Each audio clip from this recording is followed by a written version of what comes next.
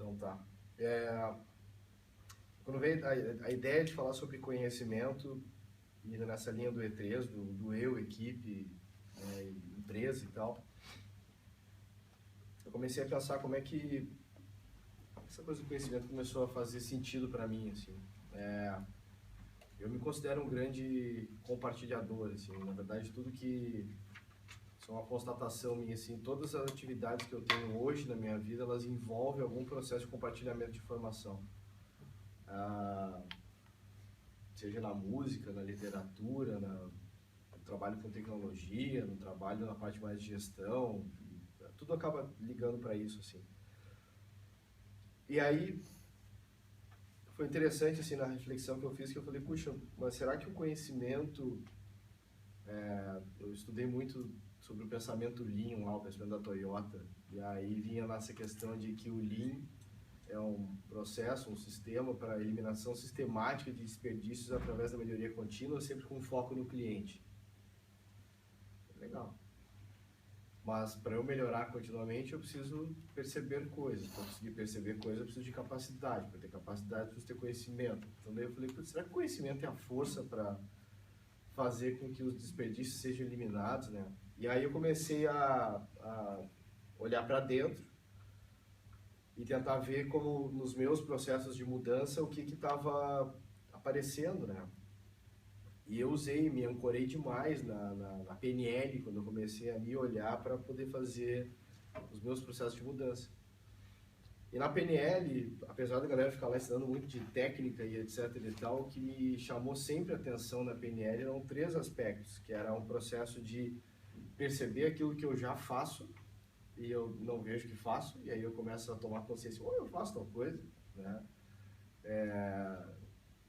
Uma questão de perceber no outro uma coisa que ele faz, que é muito legal, e eu aprender a modelar aquilo que ele faz para poder testar comigo e ver se eu consigo ter o mesmo resultado que ele tem. Então, por exemplo, o meu jeito de palestrar, ele é o jeito de palestrar de um cara chamado Renato Quedas. Foi o primeiro cara que eu vi palestrando que eu falei, caraca, esse cara é bom. Eu quero conseguir palestrar igual ele palestra. Então, muito do que eu faço, e às vezes o jeito que eu palestro, tem uma âncora do jeito que aquele cara palestrou. Então, eu modelei de algum jeito parte do jeito que ele fazia para fazer o que ele fazia e trouxe para mim. E uma outra coisa que a PNL me trouxe era a visão do aqui e agora, que a gente consegue descobrir também de outras várias formas diferentes. Mas foi pela PNL que eu comecei a ver isso. E aí, quando eu comecei a pensar em mudança e entrou nessa onda da capacitação, do conhecimento, etc., para poder causar mudança, eu comecei a me questionar e ver que eu não poderia mudar sendo quem eu era. Eu precisava ser alguém diferente, continuando sendo eu mesmo.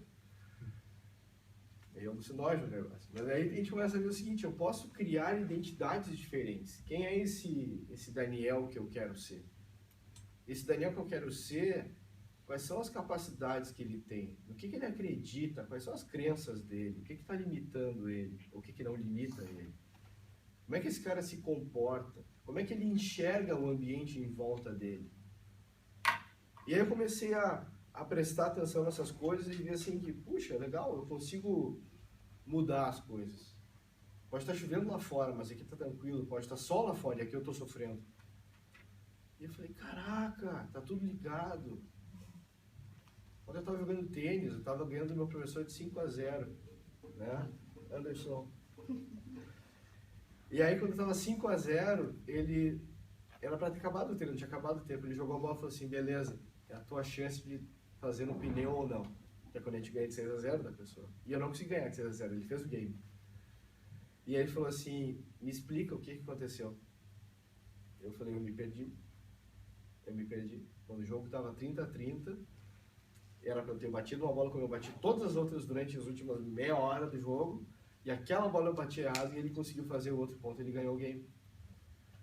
Então assim, e eu me perdi porque eu saí do meu jogo, saí do meu fluxo do que eu estava. Eu tinha tudo ali, eu sabia o que eu tinha que fazer, o que eu estava fazendo, mas por algum momento eu me perdi.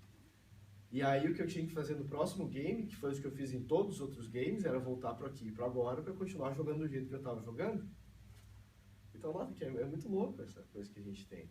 Vários jogadores de tênis agora, quando estão ganhando pontos e fazendo as coisas, o movimento que eles fazem não é aqui, né? Eles fazem aqui, ó.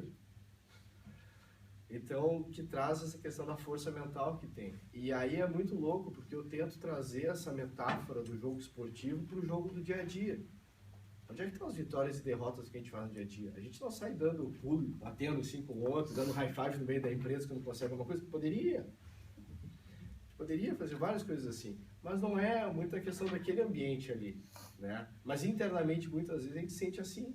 Quando consegue, olha só o que a gente conseguiu, o que a gente fez e tal. E aí eu começo a ver que a questão do conhecimento que está presente... Ontem eu estava numa reunião com uma equipe e era muito interessante, porque era um trabalho de revisitar o passado e um pouco ser grato por ele, por tudo que ele construiu até o presente, mas a partir disso poder criar um futuro novo. E esse futuro novo, ele não precisava ser novo no sentido de que eu tinha que renegar o que aconteceu no passado, mas tentar entender daquele passado, cadê aquela... uma coisa que aconteceu ali que é a base para poder seguir em frente, que foi o que ajudou a chegar até aqui, mas ele não era percebido. Então, de novo, a história da percepção da coisa, né? E aí foi muito interessante, porque quando terminou a reunião assim, a pessoa me perguntou, o que tu esperava? Eu falei assim, não era o que eu esperava. Eu estava buscando algo, mas o resultado que aconteceu aqui, que foi as pessoas se conectando de novo com o propósito do que estavam fazendo, eu falei, cara, isso aqui é surreal, entendeu? É por isso que eu quero acordar todo dia de manhã para ver esse tipo de coisa acontecendo. Então é interessante quando a gente consegue olhar e fazer as pessoas perceberem o conhecimento que elas já têm. Estava lá o conhecimento dentro delas. Elas só não estavam achando que aquilo ali fosse algo diferencial. Tipo, não, isso aqui é comum. Não, isso aqui não é comum. Isso foi o que fez tu chegar até onde tu chegou agora. E vai ser o que vai te ajudar a chegar à frente. Mas se tu não der atenção para aquilo ali e perceber que é aquilo ali que está te ajudando a crescer, talvez tu chegue e diga, nossa, como eu sou sortudo. Porque não é por aí, né? A gente consegue, tem que ter essa chance de perceber mais as coisas. Esse estado desejado, ele é ao mesmo tempo uma projeção e ele é, na verdade, uma jornada. A projeção, ela nunca vai começar a acontecer se não se der o primeiro passo. Esse projetor que está aqui, ele não começa a acontecer nada se não apertar o botão de ligar ele. Tem um primeiro passo a ser dado. Depois eu posso ajustar o foco, posso fazer vários ajustes nele aqui. E a questão da jornada, a gente fica muito preocupado em querer chegar. E aí o grande lance da vida é que talvez a gente nunca chegue. Né? A gente talvez nunca chegue. Mas talvez seja essa busca que é o que nos motiva a seguir em frente na coisa toda. E é bem legal isso. Aí eu voltando lá para o pensamento Lean, lá para o sistema Toyota, tem o princípio da perfeição. Perfeição sempre se busca, nunca se alcança, no conceito do Lean. Né? Mas eu sempre busco essa perfeição. Acho que sempre pode ser mais divertido fazer as coisas. Sempre pode ser mais legal fazer as coisas que eu tenho que fazer. E aí é interessante porque quando eu penso no conhecimento presente, eu tenho que me lembrar, e normalmente quando eu estou trabalhando com alguém ou com um time, sempre vem essa minha pergunta, que é por que a gente acorda?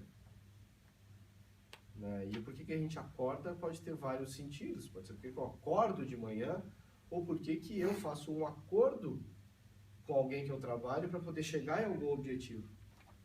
Né? E nesse lance do desperdício, daí veio a história da melhoria contínua, veio a questão do foco, que na verdade nada mais é do que o perceber o que está acontecendo. E aí apareceu essa coisa do que eu trouxe no título aí da minha provocação, do força para mudar. E aí eu comecei a ver que a força para mudar, ela não se dá no eu, mas ela se dá no nós. Quando eu consigo criar algum acordo para ser capaz de causar essa mudança.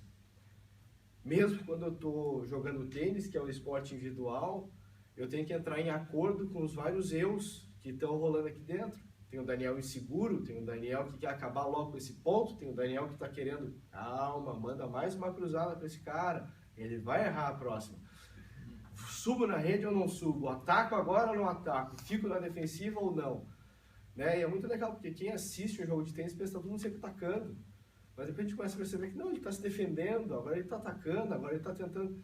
tem um jogo ali acontecendo. Muito mais do que o jogo físico, o jogo mental da coisa. E aí vem essa coisa que para mim, o foco para mudar, a força para mudar, ela vem através desse acordo, e esse acordar, ele serve para comprometer. E aí foi isso que eu pensei para hoje.